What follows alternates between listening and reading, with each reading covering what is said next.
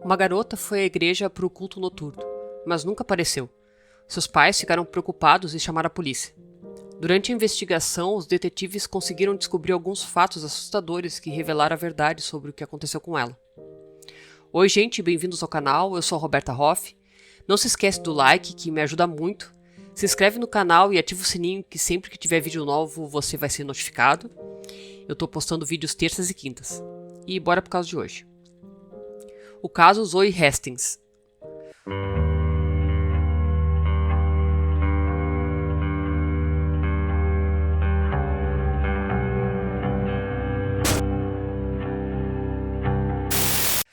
A Zoe Hastings nasceu no dia 21 de novembro de 1996 no Kansas.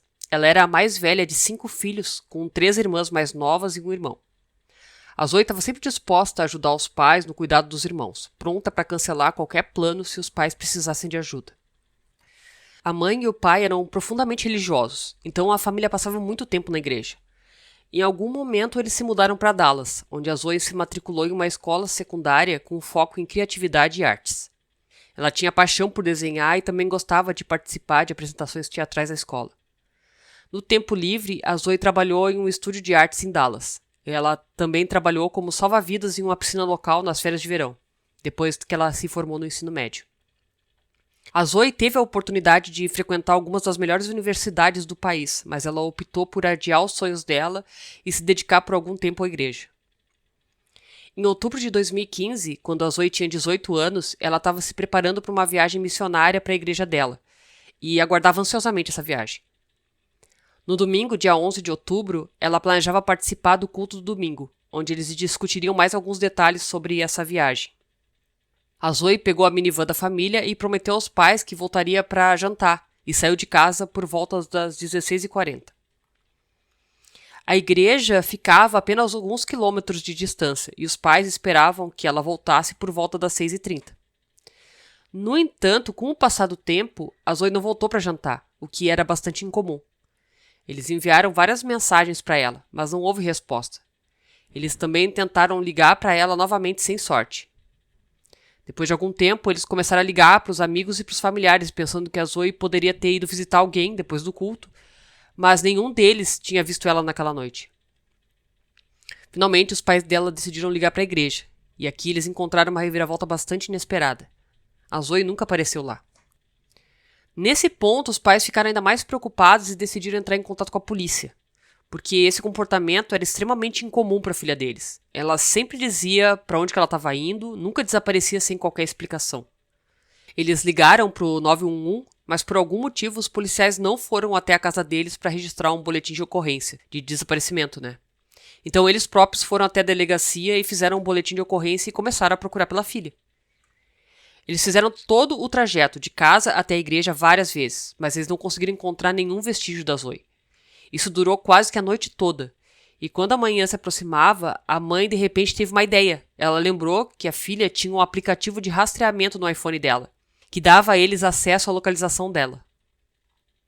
Eles descobriram que o telefone dela estava a apenas algumas centenas de metros da igreja, perto de um pequeno riacho do outro lado da estrada. Os pais foram imediatamente para aquele local. Para o horror deles, eles viram muitos carros de polícia, uma ambulância e serviço de emergência. Quando se aproximaram de um dos policiais, eles explicaram que estavam procurando pela filha deles, e o policial informou que houve um acidente de carro algumas horas atrás. A polícia recebeu uma ligação de uma pessoa que estava passeando com um cachorro, e em determinado momento um homem se aproximou dele dizendo que houve um acidente de carro perto do riacho, e uma mulher tinha ficado ferida. Os dois correram para o local onde a testemunha encontrou essa mulher em uma poça de sangue e ligou para o 911. Os policiais rapidamente identificaram a vítima. Era a Zoe Hastings. Ela já estava morta.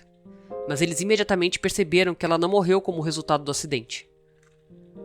Era óbvio desde o primeiro olhar que ela tinha sido vítima de assassinato. A Zoe estava deitada no chão a alguns metros da minivan que estava parcialmente submersa no riacho. Tinha muito sangue perto dela e os policiais notaram vários cortes no pescoço. O vestido da Zoe estava puxado, ele estava levantado, e a calcinha foi enrolada, levando os detetives a presumir que o assassino provavelmente agrediu ela sexualmente.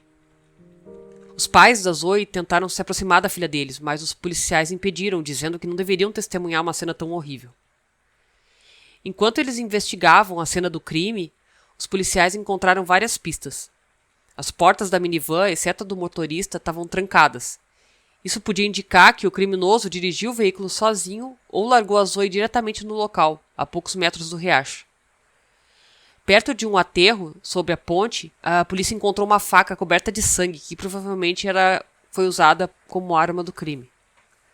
O smartphone da Zoe ajudou os investigadores a estabelecer a linha do tempo dos eventos.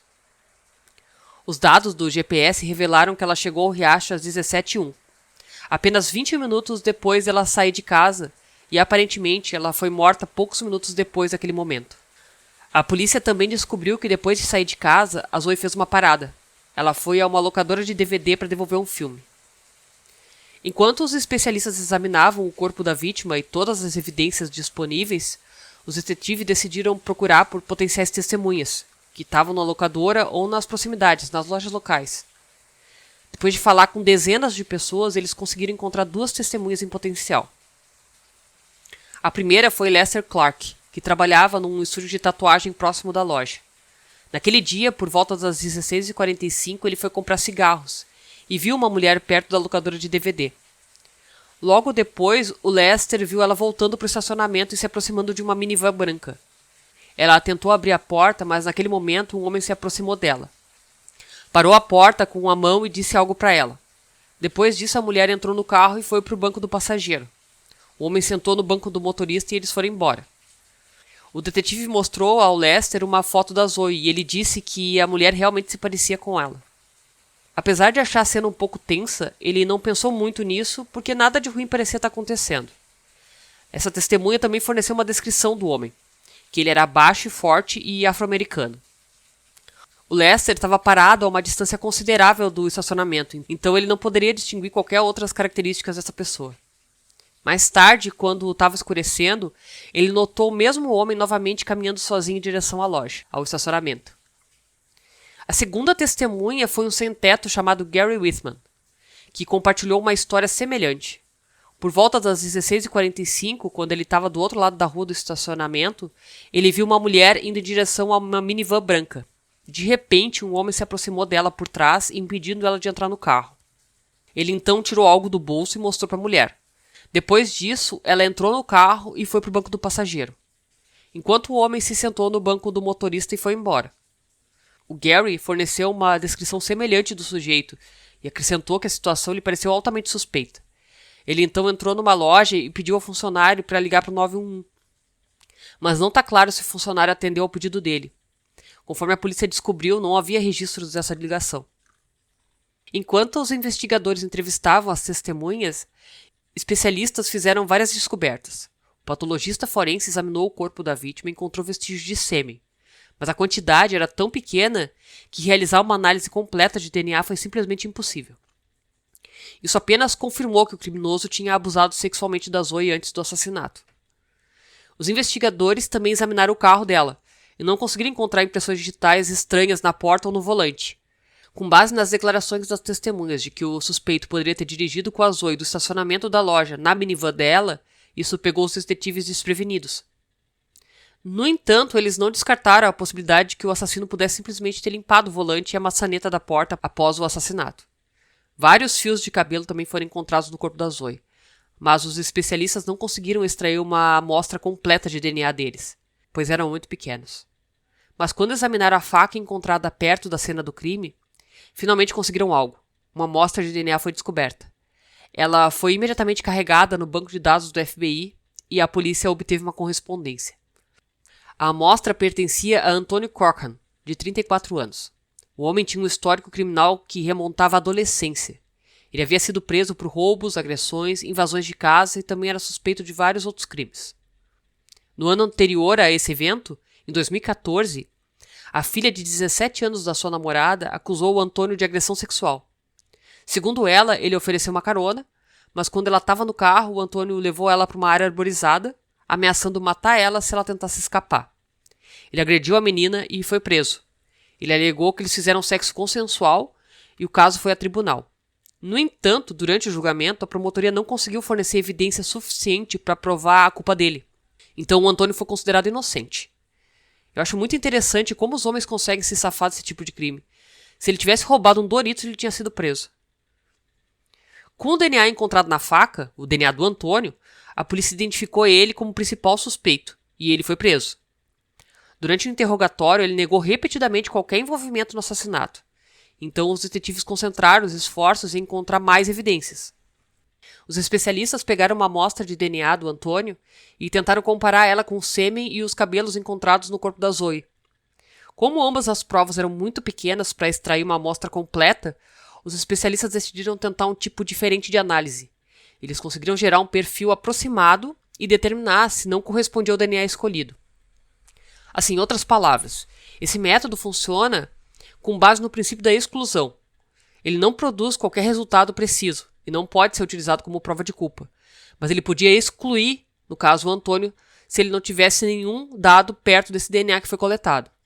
Eles compararam esses perfis parciais dos cabelos e do sêmen com o DNA dele e concluíram que a semelhança não podia ser excluída, ou seja, ele não podia ser excluído do crime. O que eles não podiam é provar que o DNA era realmente dele. Enquanto isso, os detetives examinaram o smartphone do Antônio e encontraram várias mensagens de texto interessantes. Juntando todas, ficou claro que no dia do assassinato ele estava muito perturbado. À 1h48, um dia antes da morte da Zoe, ele mandou uma mensagem para um amigo dizendo que estava se mudando e que nunca mais ele veria ele. No dia seguinte, às 14h07, ele mandou uma mensagem para a ex-namorada dizendo que a madrasta dele tinha morrido. Ele mencionou que ela morreu bem na frente dele e ele estava achando bem difícil lidar com a perda. Na hora seguinte, o Antônio mandou uma mensagem para outra mulher 2 vezes, afirmando que ele havia bebido a noite toda, dirigido pela cidade e chorado. Essas foram as últimas mensagens antes da morte da Zoe. Mais tarde, na noite que ele matou a Zoe, às 21h30, ele mandou uma mensagem para o seu amigo novamente, expressando confusão sobre o que fazer com a vida e como as coisas recentemente pioraram. No dia seguinte, ele enviou uma outra mensagem para a ex-namorada dizendo que a vida tinha acabado e que logo ela descobriria.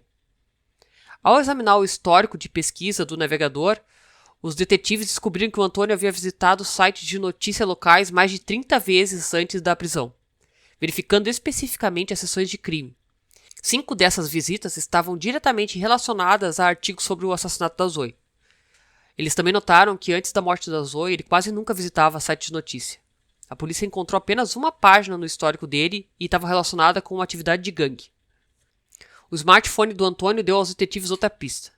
Os especialistas obtiveram dados de GPS de uma operadora de telefonia celular e descobriram que às 16h34 o telefone dele estava conectado a uma torre que cobria a área onde a locadora estava localizada. Isso coincidiu com o horário em que a Zoe estava lá. Mas esses dados não foram considerados evidências fortes, apenas indicavam que o seu telefone estava a poucos quilômetros da torre. No entanto, sugeriu que o Antônio chegou na área poucos minutos antes que a Zoe saiu do estacionamento. A casa dele era bem longe e ao longo do dia o telefone estava conectado a uma outra torre. Os detetives também descobriram que o Antônio havia começado um novo emprego em um supermercado apenas 3 dias antes do incidente. Na segunda-feira, um dia após o assassinato, ele não compareceu ao turno sem dar qualquer explicação. Apesar da extensa lista de evidências circunstanciais contra o Antônio, a única evidência forte permaneceu o DNA do suspeito no cabo da faca. No entanto, isso poderia ter representado um problema, porque essa evidência por si só são muitas vezes insuficientes para uma condenação, porque apenas segurar uma faca não prova o ato de homicídio. Por exemplo, ele poderia ter usado a faca em outras circunstâncias e outra pessoa ter roubado a faca dele ou ter pego a faca dele para cometer o crime. Mas os detetives não encontraram nenhuma outra evidência, então eles decidiram prosseguir com o caso e levar ele a tribunal. A promotoria apresentou uma versão do que aconteceu naquele dia.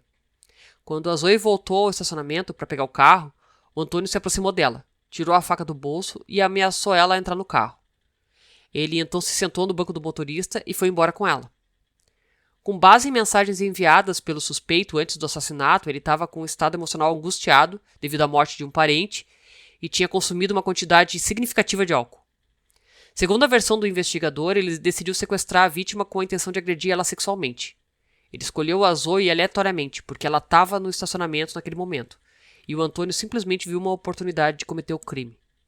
O homem dirigiu até um riacho próximo aninhado em uma área baixa cercada por árvores que dificultava a visão de qualquer direção. Ele forçou a vítima a sair do carro, agrediu ela sexualmente, infligiu 6 facadas na região do pescoço dela. Depois ele voltou para o carro e tentou dirigir ele para dentro do riacho, possivelmente para esconder qualquer evidência restante no veículo. Só que deixou o carro apenas parcialmente submerso na água, para que ele pudesse limpar as impressões digitais do volante e da maçaneta da porta. Depois ele fugiu do local. De acordo com o depoimento da primeira testemunha, ele viu um homem de aparência semelhante voltando ao estacionamento da loja a pé naquela noite. A defesa argumentou que a maioria das evidências dificilmente poderia ser considerada circunstancial. Por exemplo, a análise parcial do cabelo e do sêmen apenas indicou que o Antônio não poderia ser excluído como a fonte dessas amostras, mas não provou conclusivamente o envolvimento dele. Em relação ao DNA na faca, a defesa aproveitou o fato de que essas provas por si só não estabeleceriam o fato do assassinato. De acordo com a versão, Antônio poderia ter entrado em contato com a faca em circunstâncias diferentes. Antes de trabalhar na loja, ele trabalhava no cinema, onde às vezes tiveram que coletar vários itens deixados pelos visitantes, incluindo facas. Mas nenhuma evidência foi encontrada para apoiar essa versão. Além disso, se alguém tivesse pegado a faca do cinema e usado ela para cometer o assassinato, eles teriam que de alguma forma evitar limpar o DNA do Antônio da faca, o que teria sido uma tarefa bem difícil. A defesa também tentou desafiar a credibilidade da segunda testemunha, o morador de rua, o Gary. Se descobriu que ele tinha um mandado de prisão no nome dele por violar as condições da sua liberdade condicional. A defesa tentou utilizar esse fato para excluir o depoimento dos autos, mas a acusação contestou. Na opinião deles, o fato de uma pessoa com um mandado de detenção ativo ter entrado voluntariamente em contato com a polícia indicou que ele realmente queria ajudar. O próprio Gary afirmou que estava apenas tentando fazer a coisa certa, sabendo que seria preso por causa disso. Os advogados do Antônio também tentaram convencer o júri de que, no momento do assassinato da Zoe, o cliente estava em outro lugar, ajudando um amigo. Mas nenhuma evidência substancial que apoiasse essa versão foi apresentada. Inicialmente, a promotoria solicitou a pena de morte para o Antônio, mas durante o julgamento ficou claro que, com as evidências disponíveis, isso seria altamente problemático. Portanto, eles abandonaram esses planos e, após a prolongada deliberação, os jurados eventualmente consideraram Antônio culpado de assassinato. Ele foi condenado à prisão perpétua, com possibilidade de liberdade condicional após 30 anos. Os pais da Zoe agradeceram aos investigadores e a todos os participantes do julgamento por alcançarem justiça para a filha deles. O seu pai também compartilhou que, desde ter idade, ele havia avisado todos os filhos sobre os perigos que o mundo poderia lhes oferecer. Ele havia feito todos os esforços para protegê-los, mas a sua filha mais velha foi sequestrada a apenas algumas centenas de metros da casa, e ele não pôde fazer nada para evitar isso. Isso é para mostrar que a gente nunca está seguro. A Zoe só passou por isso porque algum júri, juiz, promotor, achou que a agressão que ele cometeu contra uma adolescente de 17 anos não tinha como provar e deixar esse doente solto. Quanto mais a gente sabe, mais revoltante fica. Bom, gente, esse foi o caso de hoje. Obrigada por terem visto o vídeo até aqui. Caso não seja inscrito, por favor, se inscreva. Acione o sininho para receber notificações de vídeos novos. Deixe um like no vídeo, não custa nada e ajuda muito. Se conhece alguém que gosta desse tipo de conteúdo, compartilha, por favor. E lembrem-se, se cuidem, fiquem bem e beijos.